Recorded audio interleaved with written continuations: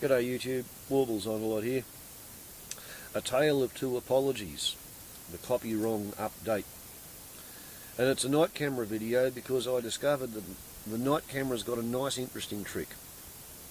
If I go to full telephoto, then instead of me showing you an absolutely blacked out bright white glare like that, the charged coupled device in the phone camera compensates for all the light, and all I have to do is hold it still so you can actually read the PM on my other phone screen.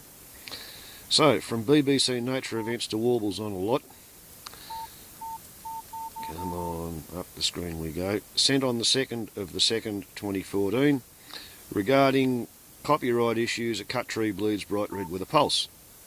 Dear Chris, I am appalled by this and will seek to redress it straight away. The copyright to the video remains entirely yours as noted, so no way should you have this happen. I am rereading your email. Well, it wasn't an email, it was a personal message, but we'll let that pass. And trying to work out the easiest way of sorting this. Very best wishes, Frank. P.S. Have you been paid yet? Isn't that lovely? Obviously, that is an absolutely off-the-cuff response. From somebody fairly close to the top of BBC Nature Events who remembers actually making the documentary and how they got the footage. And the reason it has to be off the cuff is because he's asked have I been paid yet when I didn't ask to be paid. Somebody else did the negotiation, but I didn't want to throw any obstacles in front of their production costs cartwheel. So I said, as long as you acknowledge that I made the video, that'll be fine. Which is why I was quite as cranky as I was. And while I was as cranky as I was, while I was in, grumpy bum Warbles attack mode, I did indicate that I felt that I would probably win an exemplary punitive damages award from a British court if I chose to go to court and sue them for breach of copyright. And probably have them charged with theft, actually. But anyway, I was waving my war stick sort of thing. So 24 hours after, Frank sent me a heartfelt apology, off the cuff, as soon as my complaint reached the top of his pile of papers on the desk. 24 hours after that, I get the long, flowery, erudite legalese apology. One which ticks every box on every one of my complaints, pretty much. And I think the juxtaposition's interesting. It's a Saturday night. I'm not entirely sober, and I thought I would share that with you too. Okay, here we have another message from BBC Nature Events to Warbles on a lot, but this one is on the 13th of the 2nd, 2014. Copyright issues, cut tree bleeds bright red with a pulse. And now instead of Dear Chris, it's Dear Mr. Wharton. Right? We've gone formal. Thank you very much for getting in touch with us and bringing this to our attention. We would also like to thank you again for your valuable contribution to the program and for granting us permission to use your footage. We are truly very sorry that your original clip was temporarily blocked on YouTube. We understand that this must have been very frustrating and disappointing for you. We have mounted an investigation to find out what actually happened, and we now have some answers for you, information we received just yesterday.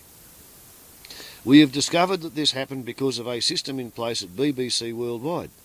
BBC Worldwide, in common with most big media companies, works with YouTube to protect copyright infringement. All BBC Worldwide programs, such as Nature's Weirdest Events, are uploaded to YouTube. This creates a, quote, fingerprint of the program, and an automated system then scans other uploaded content in YouTube to see if they match this fingerprint. So your original clip, even though it predated the upload of the program by several years, was unfortunately erroneously picked up by this automated system and temporarily blocked. The department at BBC Worldwide, which deals with this, have exact records of what happens with blocked clips, and they do check them. They picked up your message on the 2nd of the 2nd 2014 and then looked into this and immediately realised there was an error and that the copyright was yours. They unblocked the clip on the 5th of the 2nd 2014 my experience agrees with that. So hopefully everything should be back to normal now. Right? There's now no more theft, and there's no more breach of copyright, and no more breach of contract.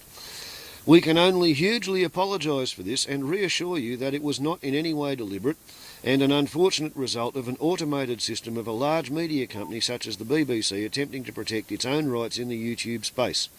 And in this case it got it wrong. This is a separate department to us as the program makers, which is why we were initially unaware of the situation. It is the first time we have heard of this happening, and we and BBC Worldwide have now taken steps to make sure this doesn't happen again with you or any of our other contributors, who we value very highly. Well, that's pretty nice. It means that, my caterwauling and waving of the War Club and offering to, sue them in a British court, it's actually achieved something. Maybe I didn't need all the frills and the bells and the whistles, but my complaint has actually caused them to fix their little system. Programs like Nature's Weirdest Events wouldn't be as good as they are if it wasn't for people like yourself who have captured unique footage, and we really are extremely grateful to everyone who contributes. So there's a channel called Riccio Poems. I hope you took deep notice of that. You don't need $1 million budget and a cast of thousands and hundreds of thousands of bucks worth of cameras.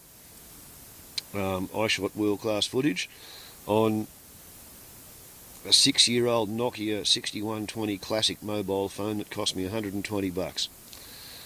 And we are also very grateful to you for pointing this out so we can now take action, right? So pat on the head for Warbles. Kick up the arse for Ken Riccio Poems. You also mentioned in one of your messages that our expert didn't mention the specific pulsing of the tree sap.